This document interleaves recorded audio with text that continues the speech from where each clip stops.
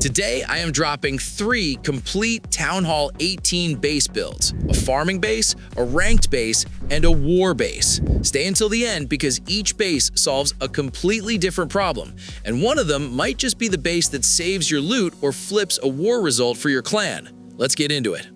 First up, the farming base, and this one is specifically engineered to protect your loot from the 2 most common farming strategies at Town Hall 18 right now: Valkyrie farming and sneaky goblin attacks.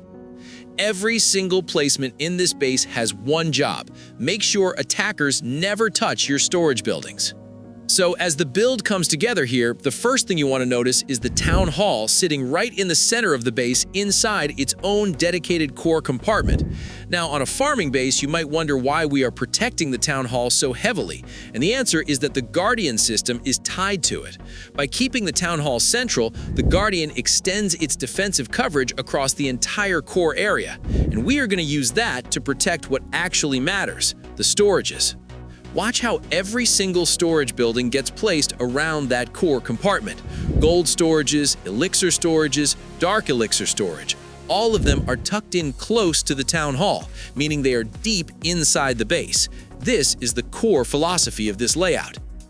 Now, here's why that destroys the Valkyrie farming strategy. When a Valkyrie farmer hits your base, they're not trying to 3-star you. They're spamming Valkyries around the outside of your base to hit 50% destruction fast, grab the loot bonus, and get out. They never go deep. They never commit to reaching your storages. So by the time they've circled around, burning through your outer buildings, your actual loot is completely untouched, sitting deep in the center. Against sneaky goblins, same principle, but with a different mechanic. Sneaky goblins rely on their cloak ability to slip past defenses undetected, but by the time they navigate through all the outer compartments and reach the storages deep inside the space, their invisibility has already expired. And what is waiting for them when it does? Multi-inferno towers, fire spitters, roasters, wizard towers, and scatter shots, all placed in tight proximity to the storages. The moment those goblins decloak, they get shredded. The trap placement is equally intentional. Giant bombs and spring traps are spread across the Valkyrie pathing zones, the areas where Valkyrie farmers typically funnel their troops around the base perimeter. Those traps will chunk or one-shot entire groups of Valkyries before they even make progress.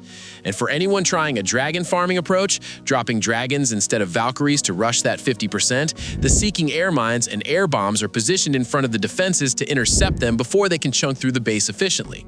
What makes this farming base elite is that it does not try to stop every attack. It just makes sure loot farming is never worth it. Valkyrie farmers will get their 50% and leave with nothing from your storages. Sneaky goblin players will lose their troops before they ever crack the core. If your resources keep getting drained every time you log back in, this base is the answer.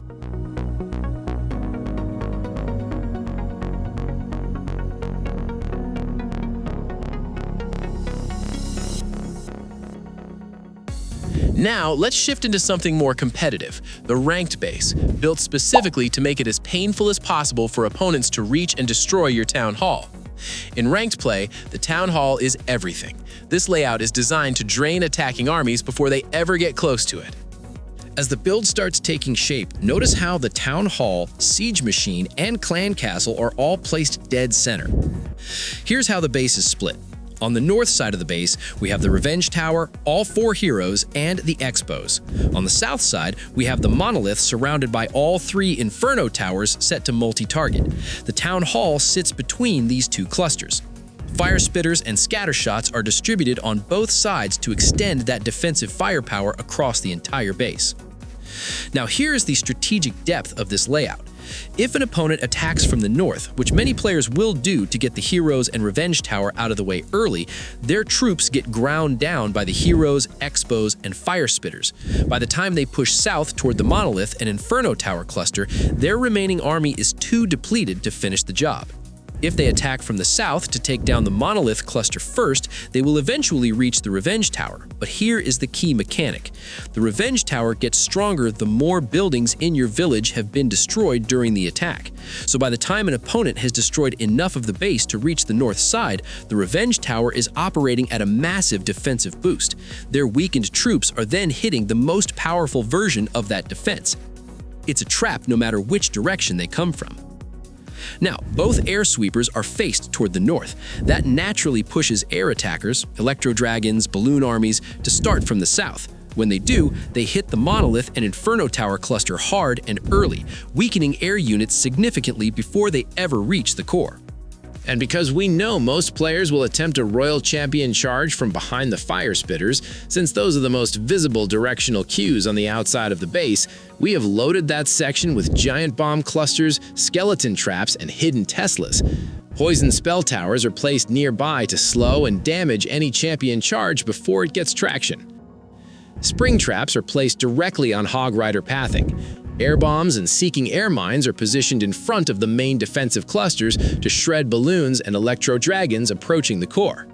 Storage buildings are placed in front of the main defensive clusters intentionally, not to protect the loot, but because their high hit points make them a natural damage buffer, slowing down enemy troops and soaking attacks before the real defenses engage.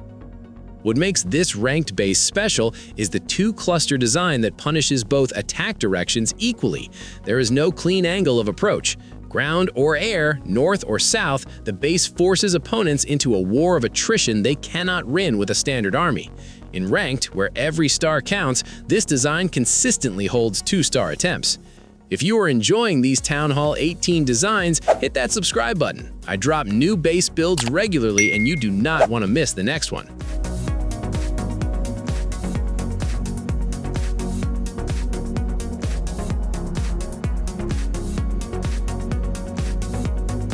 Last base of the video, the War Base, and this one is the most defensively aggressive of the three.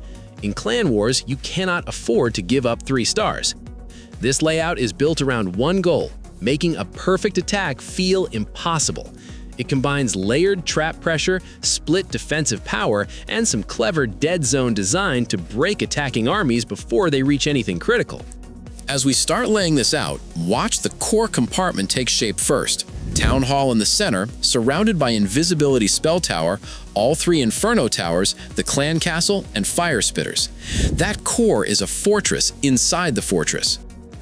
Now, one of the most distinctive features of this base is the massive dead zone, essentially an open gap, sitting between the core compartment and the outer compartments. Think of it like a moat. Troops that breach the outer layer suddenly have no buildings to target as they cross into the center. They are just sitting in open space getting hammered by defenses while they walk across. That exposed crossing point destroys army momentum and timing. Just like in the ranked base, the Revenge Tower and Monolith are placed on opposite sides of the base, so there is no single attack path that cleanly handles both. Opponents are forced to choose one and hope they have enough left for the other. All 4 heroes are also positioned around the Revenge Tower, creating a hero plus Revenge Tower kill zone that is difficult to handle from any angle. A Poison Spell Tower is also placed near the Revenge Tower to slow down and chip any hero charge or troop push heading that direction. Outside the walls at the entry point toward the Revenge Tower, we have a Tesla farm. Both Fire Spitters face toward the Revenge Tower side. This signals to experienced attackers that they should approach from the opposite side. But that is exactly the read we want them to make, because in the compartments most likely to attract a Royal Champion charge, we have loaded in giant bomb clusters and skeleton traps. Any champion charge that commits to those zones is going to take heavy damage or get completely shut down. Fire Spitters, Scatter Shots, Wizard Towers, and Bomb Towers are scattered throughout, so there is no clean pocket for mass troops to operate without taking area damage from multiple sources simultaneously. And for Flame Flinger strategies, a common war tactic where players send in a Flame Flinger to chip buildings from outside the base, all mortars are deliberately placed outside the walls, since mortar has a longer range. Storage buildings, again, are placed in front of defenses as HP buffers. In a war base, this matters even more. Every second of delay and every extra hit point absorbed is time for your defenses to eliminate more of the attacking army. And if this war base is the kind of layout you have been looking for, drop a like on the video. It genuinely helps the channel. The war base works because it layers pressure from every direction simultaneously. The dead zone disrupts troop pathing and timing. The split Revenge Tower and Monolith placement eliminates easy attack paths. The Tesla farm and trap clusters punish hero charges. Against most attack compositions at Town Hall 18, this base forces mistakes.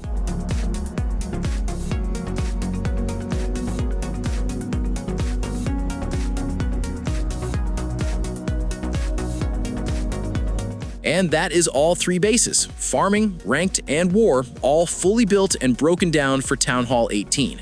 Now I want to hear from you. Drop a comment below and tell me which base you are copying first, Farming, Ranked, or War. And if you want me to build out bases for a specific Town Hall level, let me know that in the comments too. If you're not subscribed yet, hit that button right now. I post base designs regularly. See you in the next one, and good luck in your raids.